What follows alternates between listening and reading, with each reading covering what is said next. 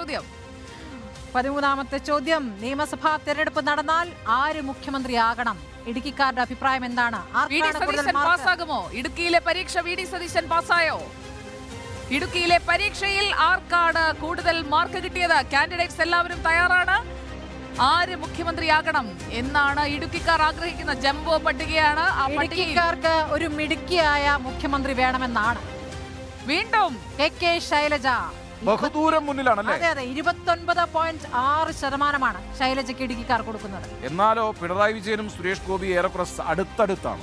12.8%. അല്ല, വി.ഡി. സതീശൻ 14%, 15%. പക്ഷെ അത്ഭുതപ്പെടുത്തുന്നത് പിണറായി വിജയനും സുരേഷ് ഗോപിയും തൊട്ടടുത്ത് നിൽക്കുന്നു. പിണറായി വിജയൻ 4ാമത് നിൽക്കുന്നു.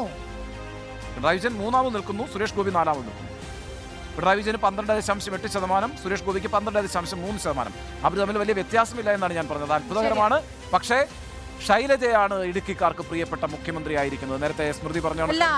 തെറ്റുണ്ട്. തരൂരിന് 20.5%. അതാണ്. ശൈലജയ്ക്ക് ശേഷം തരൂരാണ് വരുന്നത്. പിന്നീട് 3ാമത് വി.ഡി. സതീശൻ, 4ാമത് പിണറായി വിജയൻ, 5ാമത് സുരേഷ് ഗോപി. സുരേഷ് ഗോപിയും പിണറായി വിജയനും തമ്മിലുള്ള വ്യത്യാസം വെറും 0.05% മാത്രമാണ്. ഹേ പ്രഭോ, ഇടുക്കിയിൽ നിന്നാണ് ആദ്യമായിട്ട് ഇങ്ങനെ ഒരു തിരിച്ചടി അല്ലേ? 4ാമത് എന്താണ് പിണറായി വിജയൻ എത്തുന്നത്? ഇടുക്കിക്കാർക്ക് സുരേഷ് ഗോപിയെയും പിണറായി വിജയനെയും ഏറെക്കുറെ ഒരേപോലെ ഇഷ്ടമാണ് എന്നുള്ള ഒരു മാൻഡേറ്റ് ക്വസ്റ്റ്യൻ നമ്പർ 14 അവർ തരികയാണ്. ഇടുക്കിയിൽ മുഖ്യമന്ത്രി സ്ഥാനാർത്ഥിയായി അല്ലെങ്കിൽ മുഖ്യമന്ത്രിയാകണമെന്ന് അവർ ആഗ്രഹിക്കുന്നത് കെ ശൈലജയാണ്. കെ ശൈലജ പിണറായി വിജയനേക്കാൾ വള്ളപ്പാടകലെ മുന്നിലാണ്. ഇവിടെയാണ് ഞാൻ പറഞ്ഞത്, ഇടുക്കി പലതരത്തിലുള്ള ഈ മണ്ഡലം. നമ്മൾ അവസാനത്തെ ചോദ്യത്തിലേക്ക് പോകുന്നതിന് മുമ്പ് നമുക്കൊന്ന് വിലയിരുത്താം. വളരെ സമ്മിശ്രമായ പ്രതികരണങ്ങളാണ്. കേന്ദ്ര സർക്കാരിനെ കുറിച്ച് അവർക്ക് കൃത്യമായി വിലയിരുത്തുന്നത്. അവരുടെ കാർഷിക പ്രശ്നങ്ങളുടെ അടിസ്ഥാന പ്രതിസന്ധി എന്ന് പറയുന്നത് കേന്ദ്ര നയങ്ങളാണെന്ന് അവർ വിചാരിക്കുന്നു. അതുകൊണ്ട് ഒരു കേന്ദ്ര സർക്കാരിനെതിരാണ്. സംസ്ഥാന സർക്കാരിന്റെ പ്രകടനത്തെക്കുറിച്ച് അവർക്ക് വിരുദ്ധാഭിപ്രായമുണ്ട്. ഈ പറയുന്ന നവകേരള സദസ്സിനോട് വലിയ എതിർപ്പുമുണ്ട്. അപ്പൊ ഈ ഘടകങ്ങളെല്ലാം LDFിനെതിരാണ്. എന്നാൽ ഒരു MP എന്നുള്ള നിലയ്ക്ക് ഡീൻ കുര്യാക്കോസിനെ അറിയാത്തവരുടെ എണ്ണം ആശങ്കപ്പെടുത്തുന്നതായിരിക്കുന്നു. പ്ലസ് അദ്ദേഹത്തിന്റെ ഈ പറയുന്ന MP എന്നുള്ള നിലയ്ക്കുള്ള പ്രവർത്തനത്തെ അത്ര ഗംഭീരമായിട്ട് ആളുകൾ കാണുന്നില്ല എന്നുള്ള പ്രശ്നമുണ്ടായിരിക്കുന്നു. അപ്പോൾ വളരെ സമ്മിശ്രമായിട്ടുള്ള പ്രതികരണങ്ങളാണ് ഈ പറയുന്ന ഓരോ ചോദ്യങ്ങൾക്കുമായി നമ്മുടെ മുമ്പിൽ ലഭിച്ചിരിക്കുന്നത്. ഇനി നമുക്ക് ആ സർപ്രൈസ് അത് പൊട്ടിക്കൂ പെട്ടെന്ന്. നെഞ്ചിടിപ്പോട് കൂടി നിൽക്കുന്ന ഡീൻ കുര്യാക്കോസിന് ആശ്വാസമാകുമോ അടുത്ത ഉത്തരം എന്നുള്ളതാണ്. അതോ ജോയ്സ് ജോർജിന് ആശ്വാസമാകുമോ? അതെ, നോക്കാം.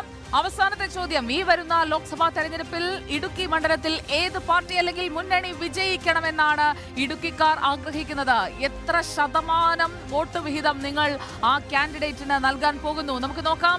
3 മുന്നണികൾക്കും ഇടുക്കി കൊടുക്കാൻ പോകുന്ന വോട്ട് വിഹിതത്തിന്റെ ആദ്യ സൂചന യുഡിഎഫിനാണ്. യുഡിഎഫിന് 46.4% പേർ UDF വരണമെന്ന് വിജയിക്കണമെന്ന് അഭിപ്രായപ്പെടുന്നു. LDFന് 41.8% പേർ. അതായത് ഡീൻ കുര്യാക്കോസ് വിജയിക്കും എന്ന കാര്യത്തിൽ തർക്കമില്ല. ഇപ്പോഴത്തെ കണക്കനുസരിച്ച് ഡീൻ കുര്യാക്കോസിന് 46.4% വോട്ട് ലഭിക്കും. അതായത് 2019 എത്ര ശതമാനം വോട്ടാണ് ലഭിച്ചത്? സുജയ്, 54% വോട്ടാണ് ലഭിച്ചത്. അതിൽ നിന്ന് 8% കുറയുന്നു. അതാണ് ഞാൻ പറഞ്ഞത്. ഈ പറയുന്ന ഘടകങ്ങളിൽ പലതും ഡീൻ കുര്യാക്കോസിനെതിരാണ്. അപ്പം കഴിഞ്ഞ തവണ 2019 54% വോട്ട് നേടി 18% ഭൂരിപക്ഷം നേടിയ ഡീൻ കുര്യാക്കോസ് താഴത്തേക്ക് വരുന്നു. 8% കുറവാണ് ഉണ്ടാകുന്നത്. 46 വരുമ്പോൾ ജോയ്സ് ജോർജ് ശതമാനം ഉയർത്തുകയാണ് ചെയ്തിട്ടുള്ളത് കഴിഞ്ഞ തവണത്തേക്കാൾ. കഴിഞ്ഞ തവണ 35% ജോയ്സ് ജോർജിൻ്റെത്. ഇപ്രാവശ്യം നമ്മൾ പറയുന്നത് 41.8, അതായത് 42% എന്ന് പറയുമ്പോൾ 6% വളർച്ച കാണിക്കുന്നു. അതായത് 8% കുറവ് ഡീൻ കുര്യാക്കോസിനുണ്ടാകുന്നു, 6% കൂടുതൽ ജോയ്സ് ജോർജിനുണ്ടാകുന്നു. അപ്പോൾ വ്യത്യാസം എത്രയാണ്? 5%. 5% എന്ന് പറയുന്നത് ടൈറ്റ് ഫൈറ്റ് ആണ്. ഇറ്റ്സ് ഒരു ലോക്സഭാ കോൺസ്റ്റിറ്റ്യുവൻസിയിലെ, പ്രത്യേകിച്ച് LDFന് 5 നിയമസഭാ മണ്ഡലങ്ങളിൽ ആധിപത്യമുള്ള ഇടുക്കിയിൽ 5% മാത്രം വർധനയാണ് കാണുന്നത്. 5% എന്ന് പറയുമ്പോൾ ഫെബ്രുവരി 8 വരെയുള്ള വോട്ടർമാരുടെ മനസ്സിലെ ചിന്തയാണ്, ആ സ്പന്ദനമാണ് നമ്മൾ ഒപ്പിയെടുത്തത്. ദിവസങ്ങളുണ്ട് ജോയ്സ് ജോർജിന് ഓടിക്കയറാനുള്ള. അതുകൊണ്ടാണ് ഞാൻ പറയുന്നത് ഒരു ടൈറ്റ് കോമ്പറ്റീഷനാണ്. നിശ്ചയമായും ഇടുക്കി ഇപ്പോൾ നമുക്ക് ഉറപ്പിച്ചു പറയാം, ഇടുക്കിയുടെ മനസ്സ് ഇപ്പോൾ കുര്യാക്കോസിനൊപ്പമാണ്, UDFിനൊപ്പമാണ് അറ്റ് ദിസ് മൊമെന്റ്. പക്ഷേ 5% മാത്രം വ്യത്യാസം എന്ന് പറയുന്നത് ഒരു ബാലികേറാ മലയല്ല. ജോയ്സ് ജോർജ് ഒരു മികച്ച കാൻഡിഡേറ്റ് ആണ്, അപ്പൊ സ്വാഭാവികമായിട്ടും ജോയ്സ് ജോർജ് വലിയൊരു ഫൈറ്റ് തന്നെ അവിടെ കാഴ്ചവെക്കും. നമ്മൾ നേരത്തെ കണ്ടതുപോലെ 5 നിയമസഭാ മണ്ഡലങ്ങളിലുള്ള ആധിപത്യം എന്ന് പറയുന്നത് ചെറിയൊരു കാര്യമല്ല. ഭൂപതിവ് നിയമം അടക്കമുള്ള കാര്യങ്ങളിലൂടെ പ്രിയങ്കരമായിട്ടുണ്ട് ഒരർത്ഥത്തിൽ LDF സർക്കാർ. നമുക്ക് അൽ അമീനിലേക്ക് പോകാം. നിശ്ചയമായി Allameen, welcome to reporter pre poll show. Allameen, കഴിഞ്ഞ തവണ ഡീൻ കുര്യാക്കോസ് 1,71,053 വോട്ടിന്റെ ഭൂരിപക്ഷത്തിൽ സംസ്ഥാനത്തെ 4ാമത്തെ ഭൂരിപക്ഷം നേടിയാണ് വിജയിച്ചത്. പക്ഷേ ഇത്തവണ കാര്യങ്ങൾ അത്ര എളുപ്പമല്ല എന്നാണ് നമുക്ക് സർവേയിൽ നിന്ന് വ്യക്തമാകുന്നത്. എങ്ങനെ നമുക്ക് ഇടുക്കിയെ വിലയിരുത്താം? എന്താണ് ഇപ്പോഴത്തെ അവിടുത്തെ ഒരു സാഹചര്യം? ജനം എന്തിനാണ് ഏറ്റവും പ്രാധാന്യം കൽപ്പിക്കുന്നത്? സ്മൃതി, ഇടുക്കിയിലെ കാറ്റിന് എല്ലാ കാലത്തും വല്ലാത്തൊരു കുളിരുണ്ട്. പക്ഷേ ഇത്തവണ ആ കാറ്റിന്റെ കുളിർമ ആരനുഭവിക്കുമെന്നുള്ളത് അത് കണ്ടു തന്നെ അറിയേണ്ട കാര്യമാണ്. കാരണം ഇടുക്കി അങ്ങനെ പെട്ടെന്ന് പിടികൊടുക്കുന്ന ഒരു സ്വഭാവമല്ല. എന്ന് മാത്രമല്ല, ഈ തെരഞ്ഞെടുപ്പിൽ ഇതുവരെയുള്ള ചിത്രങ്ങൾ വെച്ച് നോക്കുമ്പോൾ മത്സരിക്കാൻ സാധ്യതയുള്ളത് അത് സിറ്റിംഗ് MP ആയിട്ടുള്ള ഡീൻ കുര്യാക്കോസും അതുപോലെ തന്നെ കഴിഞ്ഞ തവണയൊക്കെ ഇടതുമുന്നണി അവിടെ പരീക്ഷിച്ച ജോയ്സ് ജോർജുമാണ്. ഇടതുമുന്നണിക്ക് മറ്റൊരു പേര് ഇപ്പോൾ പരിഗണനയിലില്ല. ആ രണ്ടുപേരും അവിടെ മണ്ഡലത്തെ പ്രതിനിധീകരിച്ചിട്ടുള്ള ആളുകളാണ്. സ്വാഭാവികമായും ഒരു തവണ MP ആയ ജോയ്സ് ജോർജിനെയും ഇപ്പോൾ MP ആയിരിക്കുന്ന ഡീൻ കുര്യാക്കോസിനെയും അവരുടെ 2 കാലയളവിലുള്ള പ്രവർത്തനങ്ങൾ കൂടി വിലയിരുത്തിക്കൊണ്ടായിരിക്കും ഇത്തവണ വോട്ട് ചെയ്യുക എന്നുള്ളത് ഏറെ പ്രധാനമാണ്. ആരുടെ കാലത്താണ് അവിടെ വികസനം കൂടുതൽ നടപ്പാക്കിയിട്ടുള്ളത് എന്നുള്ളത് കൃത്യമായി തന്നെ അവിടെ വിലയിരുത്തപ്പെടും. കഴിഞ്ഞ തവണ ഈ പറഞ്ഞ വലിയ ഭൂരിപക്ഷത്തിൽ, അട്ടിമറി ഭൂരിപക്ഷത്തിൽ ഡീൻ കുര്യാക്കോസ് വിജയിച്ചു വന്നു എന്നുള്ളത് ഒരു വസ്തുതയാണ്. അതിന് അന്നത്തേതായിട്ടുള്ള ചില സാഹചര്യങ്ങളുണ്ട്. ആ സാഹചര്യങ്ങൾ പലതും ഇപ്പോഴും മാറി നിൽക്കുകയാണ്. പ്രത്യേകിച്ച് ഇടുക്കിയെ സംബന്ധിച്ചിടത്തോളം ഭൂപതിവ് നിയമം ഉൾപ്പെടെ അവർ വലിയ രീതിയിൽ ഉന്നയിച്ചിരുന്ന ഒരു ആവശ്യമാണ്.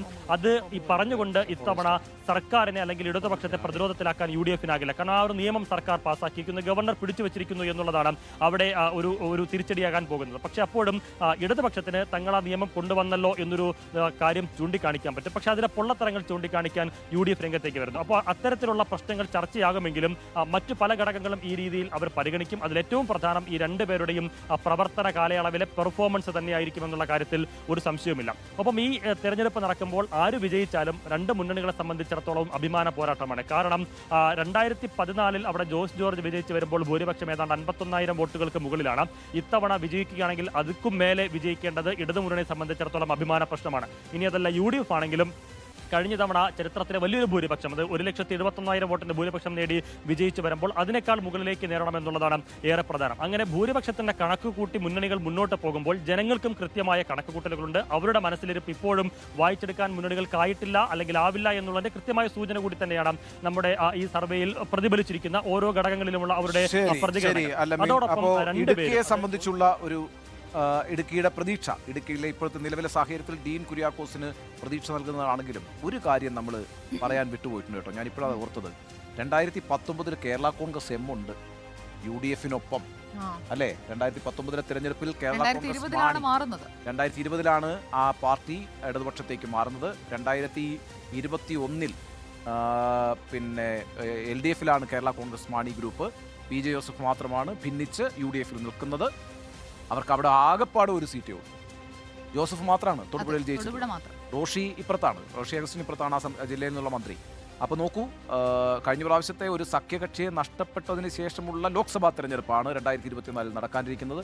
അതുകൊണ്ട് ഈ 5% എന്ന് പറയുന്നത് അവിടെ ഒരു പ്രശ്നമുണ്ട്. യഥാർത്ഥത്തിൽ ഈ സർവേ കറക്റ്റാണ്, നമ്മുടെ സാമ്പിൾ സൈസ് കറക്റ്റാണ്, ആളുകൾ അഭിപ്രായം പറഞ്ഞിരിക്കുന്ന കറക്റ്റാണ്. ആ അഭിപ്രായത്തിലെ വൈരുദ്ധ്യവും ഒപ്പം ഏകപക്ഷീയമല്ലാത്ത ഒരു ട്രെൻഡും കാണിക്കാതിരിക്കുന്ന സാഹചര്യവും ആർക്കാണ് സ്വാഭാവികമായിട്ടും ഗുണകരമാകുക? പ്രതിപക്ഷത്ത് നിൽക്കുന്ന ആൾക്കാണ് ഗുണകരമാകുക. അത് സ്വാഭാവികമായിട്ടും ജോയ്സ് ജോർജിനാണ് അതിൻ്റെ അഡ്വാൻറ്റേജ് കിട്ടുക. അപ്പോൾ സ്വാഭാവികമായിട്ടും ഈ പറയുന്ന ഇടുക്കി മണ്ഡലം വളരെ ടൈറ്റായിട്ടുള്ളൊരു കോമ്പറ്റീഷനിലേക്ക് പോകാൻ സാധ്യതയുള്ളൊരു മണ്ഡലമാണ്. ഓക്കെ, നമുക്ക് നമ്മൾ ഇതുവരെ പരിശോധിച്ച മണ്ഡലങ്ങളിൽ നിന്ന് എത്ര എണ്ണം UDF-നൊപ്പം, എത്ര എണ്ണം LDF-നൊപ്പം എന്ന് വളരെ പെട്ടെന്ന് നോക്കാം.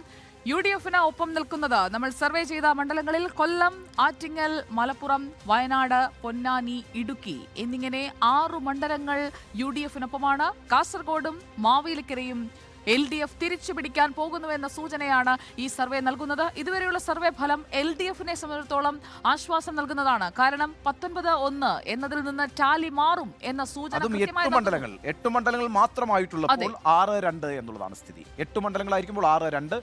അതിൽ തന്നെ ഈ പറയുന്ന ഇടുക്കി പോലെ അങ്ങോട്ടും ഇങ്ങോട്ടും ചായാവുന്ന മണ്ഡലങ്ങളും നിൽക്കുന്നു എന്നുള്ളത് ഇനി മുന്നോട്ടുള്ള ദിവസങ്ങളിലും സ്വാഭാവികമായും നമുക്ക് എന്താണ് അപ്രതീക്ഷിതമായ ചില റിസൾട്ടുകൾ വരാമെന്ന് തന്നെയാണ് നമ്മൾ നല്ല സ്ഥാനാർത്ഥി